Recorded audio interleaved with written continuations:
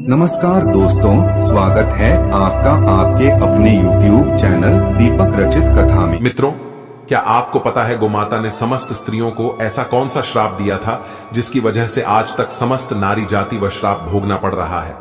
गोमाता का एक ऐसा श्राप जिसे टाला नहीं जा सका। दोस्तों, वह श्राप कौन सा था? जानने के लिए वीडियो को पूरा जरूर देखें। चलिए दोस्तों, वीडियो में आगे बढ़ते हैं और जानते हैं कि गोमाता ने समस्त स्त्रियों को ऐसा कौन सा श्राप दिया था। दोस्तों, एक समय की बात है जब भगवान श्री कृष्ण अपनी राजगद्दी पर विराजमान थे, तब उनके पास देवर्षि नारद मुनि आती है और कहते हैं, हे प्रभु, मैं आज मृत्युलोक में भ्रमण कर रहा था। तभी एक स्त्री ने पूछा कि पहले स्त्रियों के बच्चे होते थे तो वह पैदा होते ही चलने लगते थे, परंतु अब ऐसा नहीं है, यह क्यों? कृपया मुझे इस प्रश्न का उत्तर बताएं। श्री कृष्ण कहते हैं, हे देवर्षि, तुम्हारा यह प्रश्न समस्त स्त्री जाति के लिए अत्यंत महत्वपूर्ण है। अगर तुम इस प्रश्न के उत्तर को जानना चाहते हो तो ठीक है। तो मित्रों, श्री कृष्ण कहते हैं, हे देवर्षि, एक नगर में एक रामचंद नामक व्यक्ति रहता था। रामचंद एक स्वार्थी व्यक्ति था। रामचंद के पास में एक गाय थी। वह गाय दूध देती थी और रामचंद उस गाय को हरा भरा चारा खिलाकर उसका दूध निकाल करके उस दूध का बिक्री किया करता था। रामचंद गाय का दूध खुद भी पीता था और अपने परिवार वालों को भी पिलाता था। रामचंद का समय इसी तरह से व्यतीत हो रहा था। कुछ दिनों के बाद एक समय ऐसा आया कि जब रामचंद को गाय ने दूध देना बंद कर दिया। जैसे ही गाय ने दूध देना बंद कर दिया तो इधर रामचंद ने उस गाय को चारा डालना बंद कर दिया। और एक दिन ऐसा आ गया कि उस दिन रामचंद ने गाय को बहुत मारा पीटा और उसने उस गाय को घर से ले जाकर जंगल में छोड़ दिया।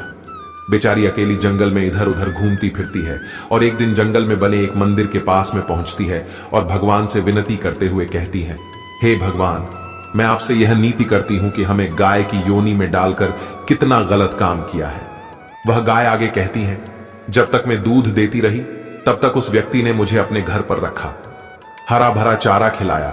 जैसे ही मैंने दूध देना बंद कर दिया उसके बाद में उसने मुझे चारा भी नहीं डाला। इतना ही नहीं, उसने तो मुझे घर से बाहर ही निकाल दिया। अब जंगल में चारा खा खा करके, जंगल में घास खा करके मैं अपने पेट को भरती हो। हे भगवान, आपने जो सर्वश्रेष्ठ योनि बनाई है, यह तो कितनी स्वार्थी और लालची योनि है।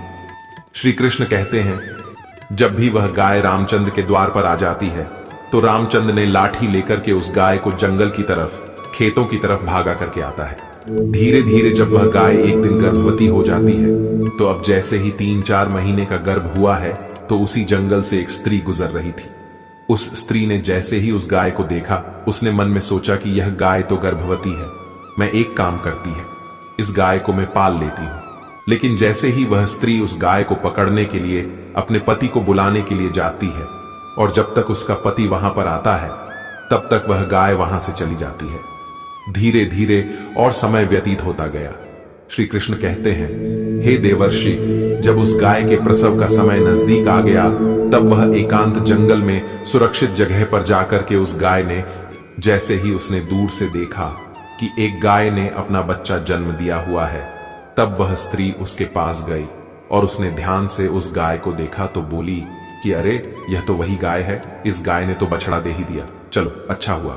वह स्त्री सोचती है, अब मैं इस गाय को पकड़कर अपने घर पर अवश्य ले जाऊंगी। तभी गाय ने उसी समय उस स्त्री से कहती है, बहन, आज तुम हमारे ऊपर एक परोपकार कर दो।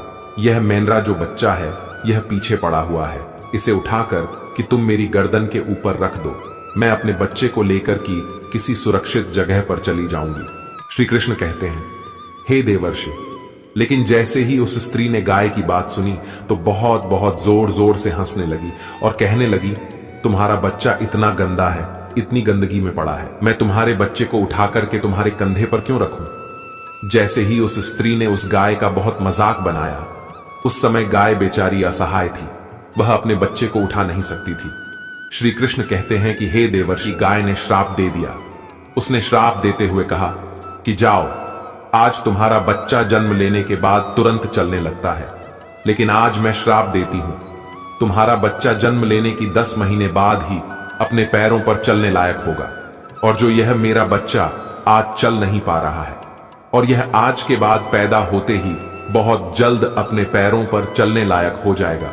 श्री कृष्ण कहते हैं कि देवर्षि इसी श्राप के कारण स्त्रियों का बच्चा जन्म लेते ही अपने पैरों पर चल नहीं पाता।